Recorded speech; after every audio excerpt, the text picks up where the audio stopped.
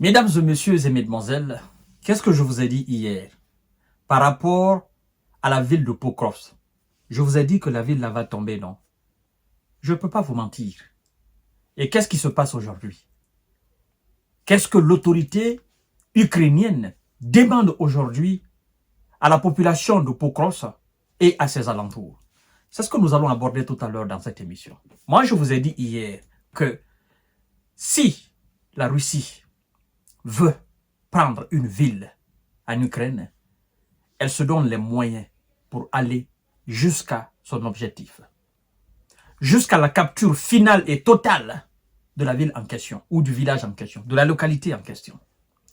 Mais avant d'aborder ce sujet, j'aimerais apporter une précision très importante, mesdames et messieurs, parce que nous avons plusieurs personnes actuellement, de nos frères, plusieurs de nos frères et sœurs qui ne comprennent pas notre démarche. Vous savez, ceux qui viennent nouvellement de nous rejoindre dans cette situation ne savent pas réellement pourquoi nous faisons autant d'émissions sur la Russie.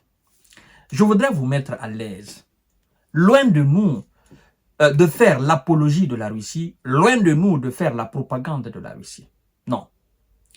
En fait, vous devez comprendre que le monde est aujourd'hui assujetti à la situation russo-occidentale. Nous sommes suspendus, n'est-ce pas, aux lèvres de cette situation. Et si on ne fait pas doucement, on risque de basculer, mais d'une façon catastrophique, dans une situation irréversible, mesdames et messieurs. Vous savez, ceux qui, à un moment donné, se sont crus beaucoup plus forts que tout le monde entier, en s'attaquant aux plus faibles, sur le continent africain, sur le continent asiatique, le Sud-Amérique, mesdames et messieurs, et qui ont fait passer leur suprématie partout, qui ont piétiné des civilisations, piétiné naturellement des modes de vie, piétiné des constitutions, enlevé des chefs d'État souverainement à la tête de leurs différents États.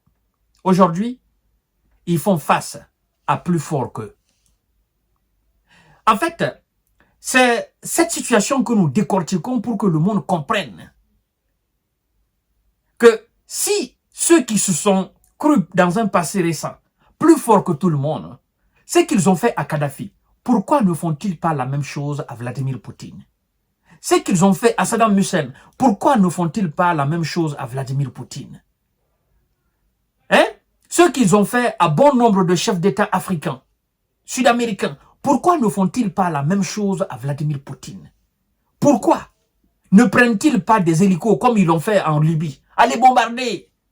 Pourquoi ne font-ils pas la même chose en Russie? Pourquoi? Quelle est la différence? En Libye, on a dit que Kadhafi était un dictatorial, qu'il fallait l'enlever. Ils ont pris les armes, ils sont allés envahir un pays indépendant et souverain. Et là, en Ukraine, ce qui se passe là, ils sont humiliés sur le terrain là. C'est ce qu'on essaye d'expliquer aux gens. Que si réellement, l'Occident est aussi fort comme elle prétend, normalement, cette organisation otanienne devrait faire la même chose, devrait faire appliquer la même force qu'elle a appliquée contre Kadhafi et tant d'autres. C'est pour vous dire, mesdames et messieurs, là, ce n'est pas seulement une situation ukrainienne, ce n'est pas l'Ukraine qui est en jeu. C'est le sort du monde qui se joue là, sur le territoire ukrainien.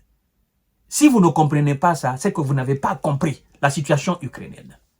Ce n'est pas l'Ukraine qui est en jeu, mais c'est le monde entier, c'est l'avenir du monde entier qui est en jeu en Ukraine. Je vous donne un exemple très frappant. Depuis le déclenchement de cette situation sur le territoire ukrainien, n'avez-vous pas constaté dans votre quotidienneté que tout a changé? Tout est devenu cher, tout est devenu difficile. Parce que ceux qui font tourner l'économie mondiale, ce sont eux qui sont opposés aujourd'hui sur un terrain de bataille. Le prix du pétrole a flambé. Le prix de l'essence a flambé. Le prix du gasoil a flambé. Le prix des denrées a flambé. Des céréales, ça a flambé. Tout a flambé. Tout est lié à cette situation ukrainienne. Le prix du sac de riz, le prix de la farine, parce que c'est avec les céréales de la Russie, de l'Ukraine, qu'on fabrique de la farine. Vous comprenez? Et donc, c'est le sort du monde qui en dépend. Vous n'avez pas constaté? Quand il y avait la situation, l'embargo là, dans la mer Noire, que la Russie avait tout bloqué, les céréales ne sortaient pas. Vous avez vu comment les Européens et les Américains ont commencé à pleurer? Ils ont dit que Vladimir Poutine était en train de déstabiliser l'ordre alimentaire mondial.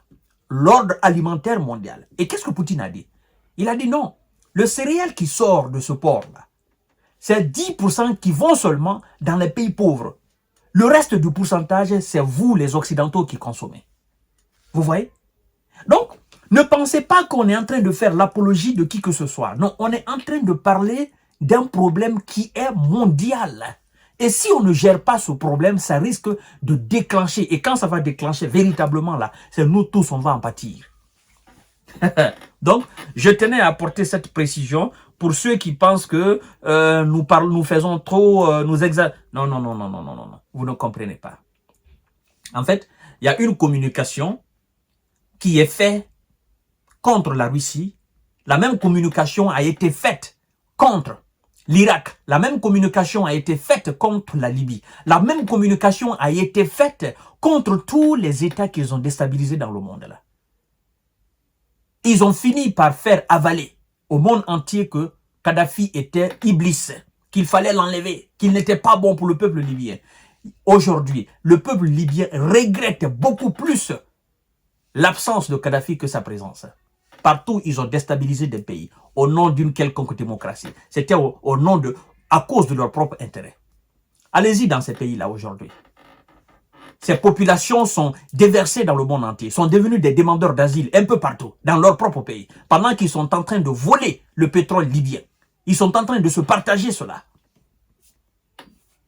C'est le même discours, la même communication qu'ils sont en train de faire contre Vladimir Poutine. Nous disons non, mais écoutez, ce qui s'est passé par le passé, c'est passé. Vous ne pouvez pas faire la même chose aujourd'hui.